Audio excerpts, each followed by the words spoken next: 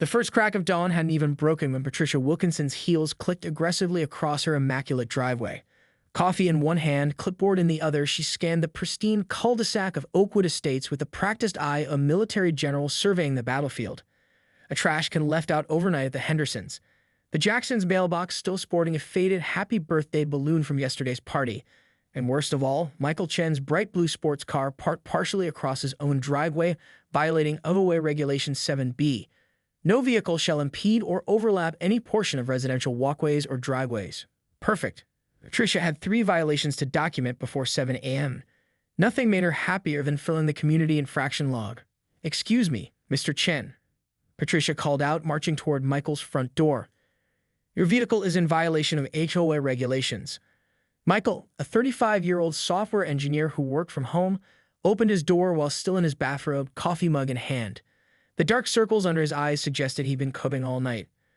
"Good morning, Patricia," he mumbled, squinting in the early morning light. "What seems to be the problem?" "Your car is illegally positioned," she declared, pointing her manicured finger at the blue Mustang. "It's extending 4 inches over your driveway apron. That's a clear violation of Regulation 7B. Michael stared blankly at his car, then back at Patricia. "It's my own driveway." "Rules are rules, Mr. Chen. I'll need this corrected immediately and a written acknowledgement of the violation for our records." She thrust a pink form toward him. "The community meeting is tomorrow at 7, where we'll be discussing these ongoing issues." As president of the Oakwood Estates Homeowners Association, Patricia Wilkinson, known behind her back as HOA Karen, ruled the neighborhood with an iron fist, clutching a laminated copy of the community bylaws. Her salt and pepper bob was always perfectly styled, her pastel cardigans always pressed, and her venomous smile always ready to greet any neighbor who dared to plant unapproved perennials or paint their mailbox the wrong shade of acceptable beige. What Patricia couldn't see from her position of power was the growing resistance forming in the community group chat, a digital uprising led by none other than Michael Chen, who had finally reached his breaking point. "Fine," Michael replied with unusual calmness as he accepted the violation form. "I'll move the car right away." Patricia nodded with satisfaction, already turning to make notes on her clipboard. She didn't notice the slight smile playing at the corner of Michael's mouth, or the way he glanced upward thoughtfully at his flat concrete driveway. That evening, Michael sat at his computer, surrounded by printouts of FAA regulations, local zoning laws, and most importantly, the complete HOA rulebook he had been studying for weeks. The community chat buzzed with activity as neighbors shared their own Patricia stories and pledged support for whatever Michael had planned. "There's nothing in the HOA rules specifically prohibiting a helipad," he typed, sending a screenshot of the relevant sections. "And I found a loophole in the county zoning laws for temporary landing facilities on private property." The plan was audacious, potentially destructive, and exactly the kind of malicious compliance that might finally teach Patricia Wilkinson that some rules were meant to be bent, especially by those who knew how to read the fine print. The monthly HOA meeting was held in the community clubhouse and beige building with beige furniture that perfectly matched Patricia's beige personality. Michael arrived early, sliding into a seat in the back row where he could observe the proceedings without drawing attention. One by one, his neighbors filed in, exchanging knowing glances with him, a silent rebellion brewing beneath Patricia's radar. "I call this meeting to order," Patricia announced, tapping her gavel with unnecessary force. First item on the agenda, violations. For the next 45 minutes, she meticulously detailed every infraction recorded in the past month, from improper garbage bin placement to unauthorized wind chimes. Michael noticed how she lingered over his name, emphasizing his vehicle violation with particular relish. "Mr. Chen has since corrected the issue," she concluded with a smug smile, though unconcerned about his repeated inability to follow simple guidelines. Michael raised his hand. "Actually, I'd like to discuss a new community project I'm undertaking." Patricia's smile faltered slightly. "New business is at the end of the agenda, Mr. Chen." "It relates directly to my recent violation," Michael insisted. "I believe the community would be interested." Several neighbors nodded encouragingly, forcing Patricia to reluctantly yield the floor. "Thank you," Michael said, standing. "After careful review of our HOA bylaws, I've discovered there are no restrictions against installing a personal helipad on private property, provided it meets county regulations for temporary landing facilities." The room fell silent.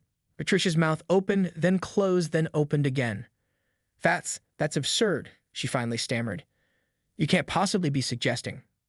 "I've already filed the paperwork," Michael continued calmly. "Since my car apparently can't park properly in my driveway, I've decided to explore alternative transportation options."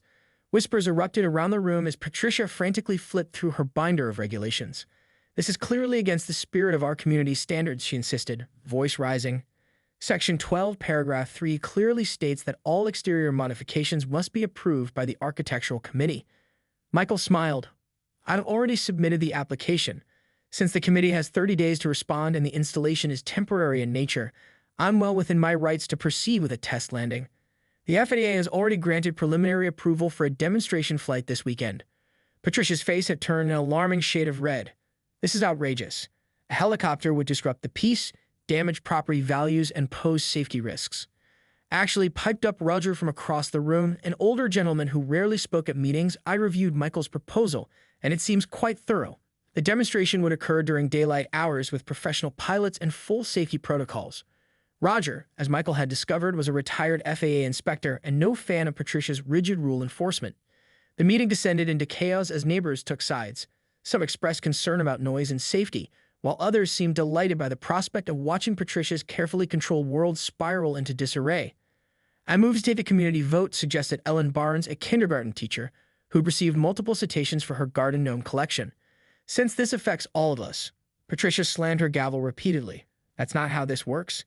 The architectural committee, which I chair, has final say on all exterior modifications.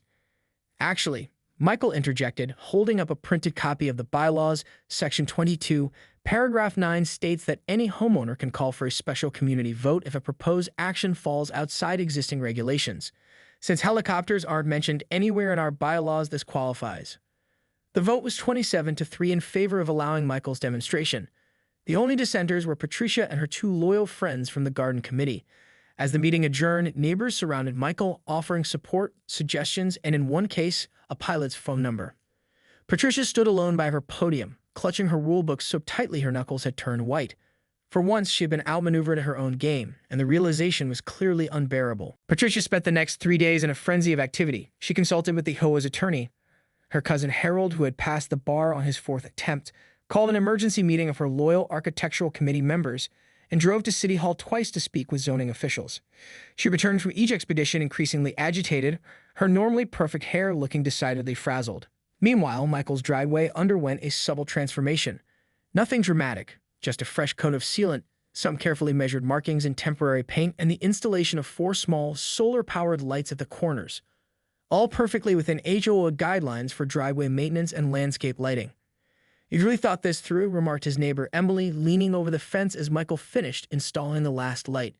Emily had received multiple citations for her bird feeders, which Patricia claimed were wildlife attractants prohibited by Section 15. "I've been documenting every HOA rule for months," Michael admitted, wiping sweat from his brow. "After my 3rd citation for having my garbage can visible from the street when it was behind a bush, I realized I needed to understand the rulebook better than she does." Word of the upcoming helicopter demonstration spread through the neighborhood like wildfire. Children made countdown calendars. Adults rearranged weekend plans. Even Mrs. Abernathy, who complained about the ice cream truck being too loud, seemed intrigued by the spectacle to come. The night before the demonstration, Patricia made her move. Michael was working in his home office when a sharp knock interrupted his concentration. Through the peephole, he saw Patricia flanked by 2 stern-looking men in suits. "Mr. Chen," Patricia began the moment he opened the door, her voice dripping with artificial sweetness. "These gentlemen are from the County Zoning Commission. They'd like to discuss your project." The taller man stepped forward. "Sir, we've received concerns about potential zoning violations. A residential neighborhood isn't zoned for aircraft operations." Michael smiled calmly. "I've already spoken with your department and filed all the necessary paperwork for a temporary demonstration. I believe you'll find everything in order. Would you like to come in and review the documentation?" The officials exchanged glances before accepting his invitation. For the next hour, Michael walked them through every regulation, permit, and safety protocol he had meticulously prepared. Patricia hovered in the background, her expression souring as the officials nodded with increasing approval. "Well," said the shorter official finally, "it appears you've covered all the requirements for a one-time demonstration. Just ensure you maintain the specified safety perimeter and adhere to the approved flight path." Patricia's mouth fell open. But the noise ordinances, the safety risks, the property values. "Ma'am," the official replied tiredly, "Mr. Chen has secured a special event permit that covers noise exemptions. The safety protocols exceed requirements. As for property values, that's not within our jurisdiction." After the officials left, Patricia remained on Michael's doorstep, her perfectly manicured nails digging into her palms. "This isn't over," she hissed. "The HOA has final say on all exterior property usage." Michael leaned against his doorframe. "Actually, Patricia, I reviewed the original community covenant. Did you know that when this development was built in 1986, it was on former farmland that had an agricultural airstrip? The developer never formally removed the aviation easement. It's buried in Appendix C, paragraph 14 of the original deed restrictions." The color drained from Patricia's face. For once, she had been out-researched. "See you tomorrow," Michael said pleasantly as he closed the door. That night, the community chat was ablaze with excitement. Neighbors planned a barbecue to coincide with the demonstration. Someone suggested lawn chairs and coolers. Another proposed commemorative T-shirts. The event had transcended mere neighborhood drama and had become a celebration of collective resistance against Patricia's petty tyranny. At precisely 8:47 p.m., as Michael was finalizing preparations for the next day, his phone pinged with an HOA email notification. The subject line read, "Emergency Rule Change, Prohibition of Aircraft Operations." Michael stared at his phone, heart sinking as he opened the email. Patricia had convened an emergency session of the board, consisting of herself, her best friend Linda, and her husband Gerald, and pushed through a new rule specifically prohibiting any aircraft, including but not limited to helicopters, airplanes, hot air balloons, hang gliders, or other aerial vehicles from landing, taking off, or operating within the boundaries of Oakwood Estates. The rule was effective immediately. Michael forwarded the email to Roger, the retired FAA inspector, who called in within minutes. "He can't do that," Roger said firmly. HOA bylaws require a 5-day notice period for emergency meetings unless there's an imminent threat to property, and rule changes need a 14-day review period before implementation. "She knows that," Michael replied. "She's hoping I don't." He checked the community chat. Neighbors were already buzzing about the emergency rule change, expressions of outrage flooding the screen. Emily from next door had posted the relevant bylaw sections confirming Roger's assessment. The rebellion was gaining momentum. At 6:30 the next morning, Michael opened his front door to find Patricia standing on his porch, arms crossed, wearing a triumphant smile. "I assume you've seen the new rule," she said without preamble. "I'll need you to cancel your little demonstration and remove those unauthorized markings from your driveway." Michael leaned against the doorframe. "Good morning to you too, Patricia. I've reviewed your emergency rule change and found it procedurally invalid. The bylaws are quite clear on the notice requirements." Patricia's smile tightened. "As HOA president, I have executive authority during emergencies. This qualified." What exactly was the emergency?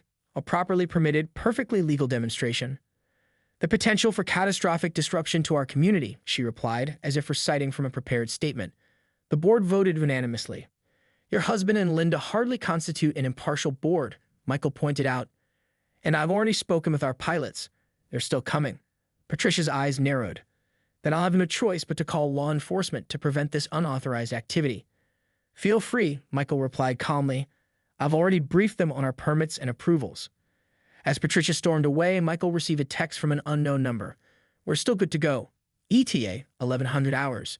Wind conditions favorable." It was signed Captain Wilson, Skyline Helicopter Tours. By 10:30 a.m., Oakwood Estates resembled a festival grounds. Neighbors had set up lawn chairs in a respectful perimeter around Michael's driveway. Children clutched small American flags someone had distributed.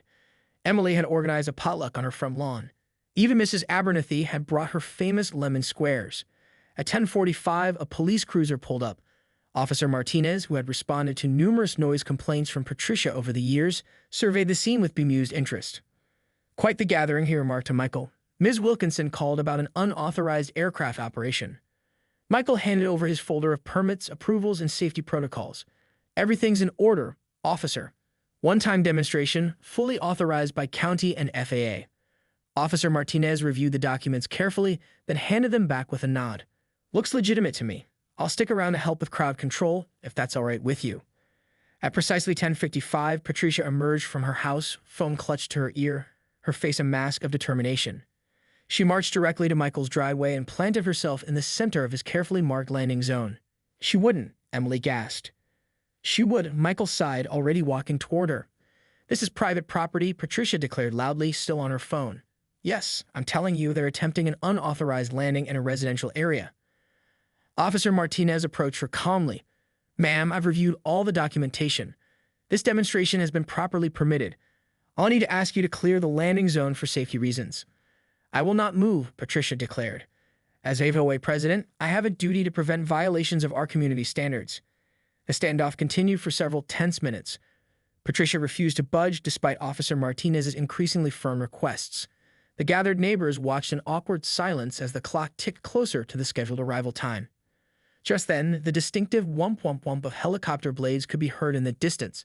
Heads turned skyward as a sleek blue helicopter appeared on the horizon, circling once before hovering above the neighborhood. The radio on Officer Martinez's shoulder crackled to life. "Ground control to Skyline 1, be advised we have an obstruction on the landing zone. Stand by for clearance." The helicopter hovered overhead, its downdraft creating a small whirlwind that sent Patricia's perfectly coiffed hair into disarray.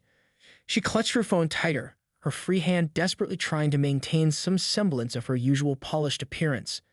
"Ma'am," Officer Martinez said, raising his voice over the rotor noise, "I need you to clear the area immediately. This is now a safety issue." Patricia glanced up the helicopter, then back at the officer. For the first time, uncertainty flickered across her face. "They can't possibly land here," she shouted. "It's dangerous.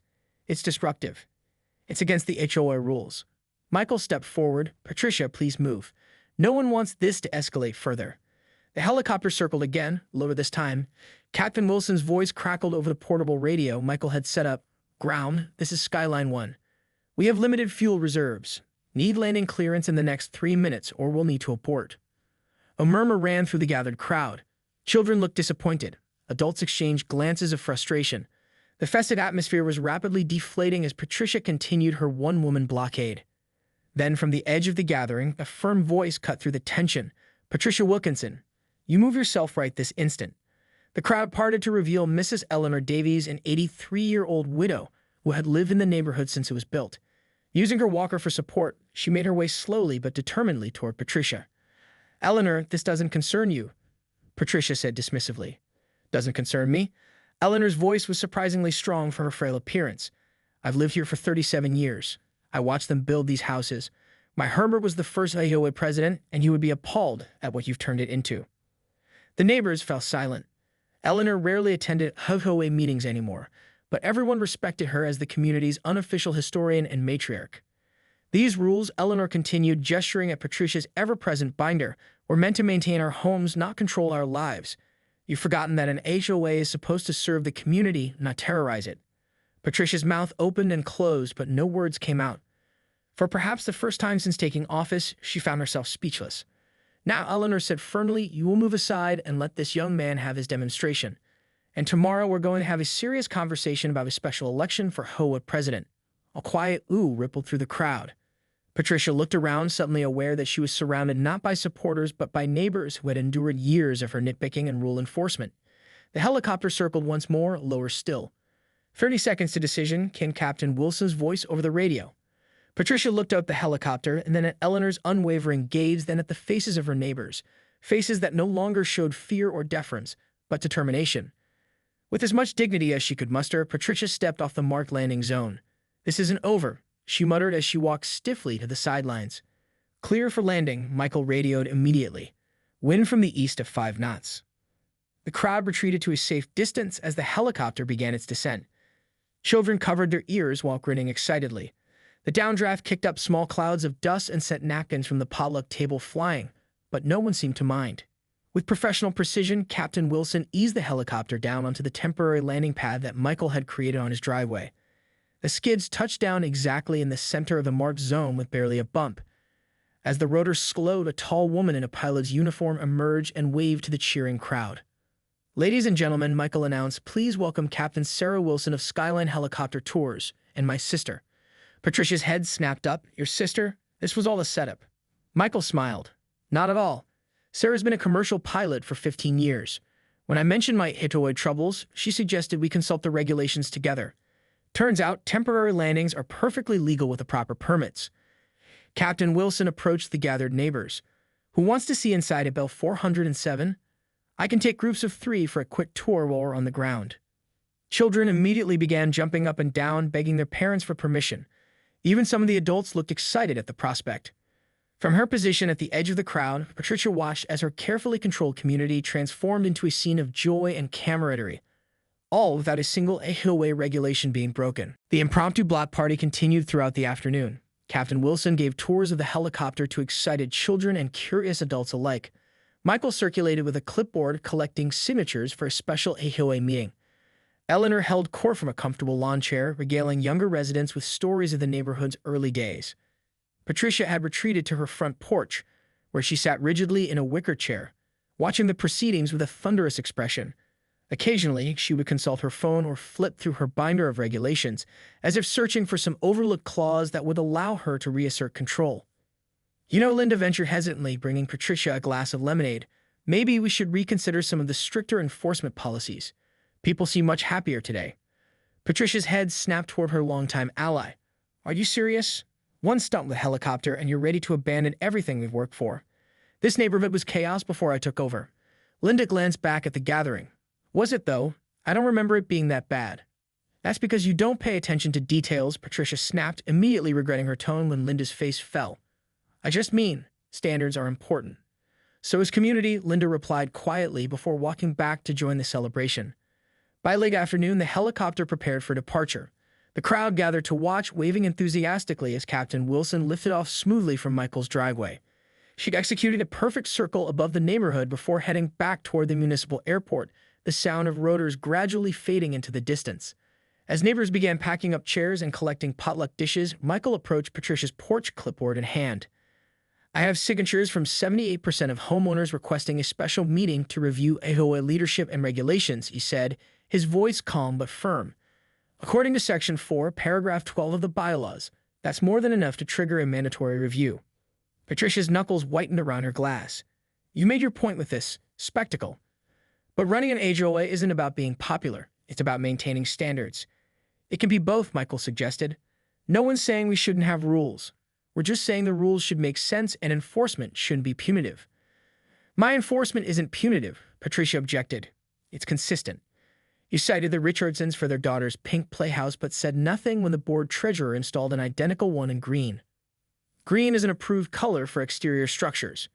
"That's exactly my point," Michael sighed. "The rule about playhouse colors doesn't make the neighborhood better. It just gives you a reason to write citations." From across the street, Eleanor waved Michael over. He excused himself, leaving Patricia alone with a clipboard of signatures. She scanned the names, her frown deepening as she recognized neighbors she had considered allies, even friends.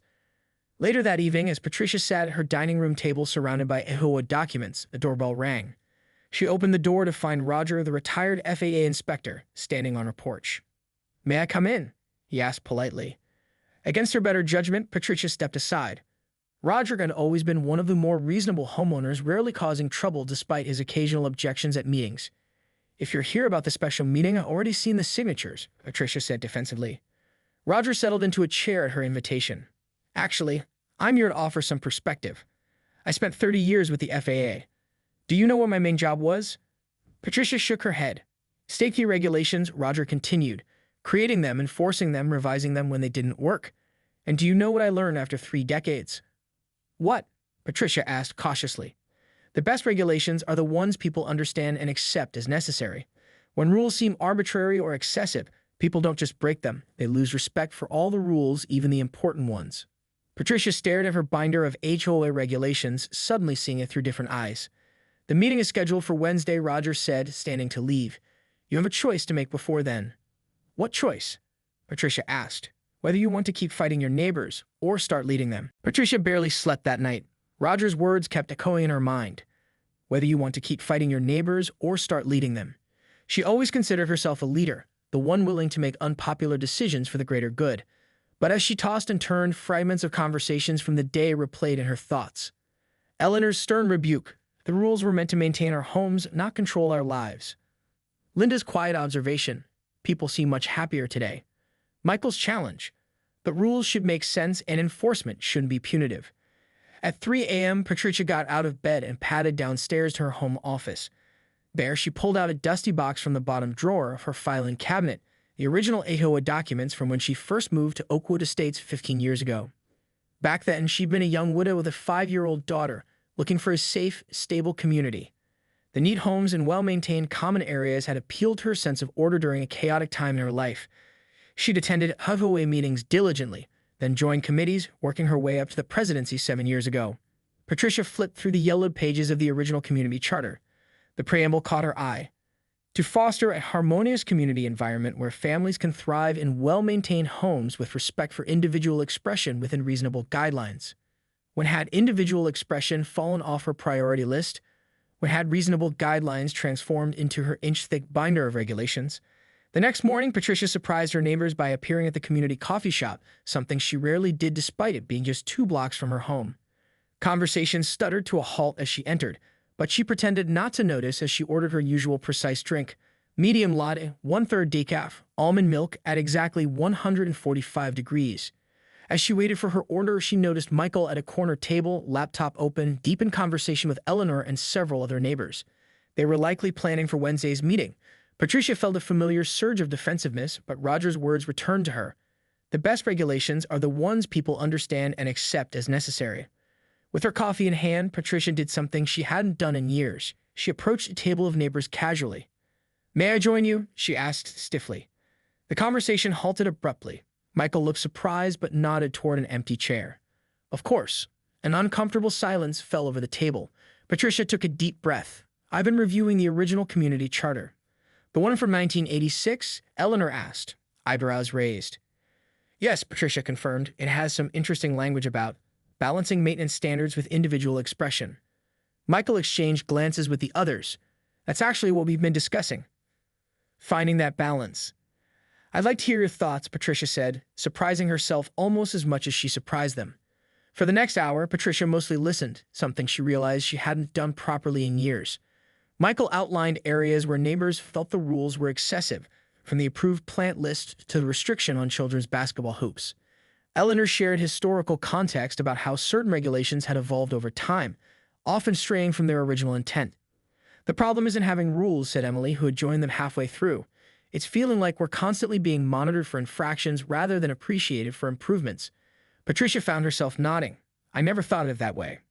As the impromptu meeting wound down, Patricia cleared her throat. "I'd like to propose we postpone Wednesday's special meeting for 2 weeks." Suspicious glances were exchanged around the table. "Why?" Michael asked directly. "Because I'd like to prepare a proposal for bylaw revisions," Patricia replied. "Based on community input, a collaborative approach rather than confrontational." A surprise on their faces might have been comical under different circumstances. "And the helicopter demonstration permit?" Michael pressed. Patricia managed a tight smile. "Technically, it was properly permitted for a one-time demonstration. I propose we add a clear procedure for similar requests in the future rather than prohibiting them entirely." As she walked home afterward, Patricia felt strangely lighter. For years, she had measured her success by the number of violations she documented. Perhaps it was time to find a different metric.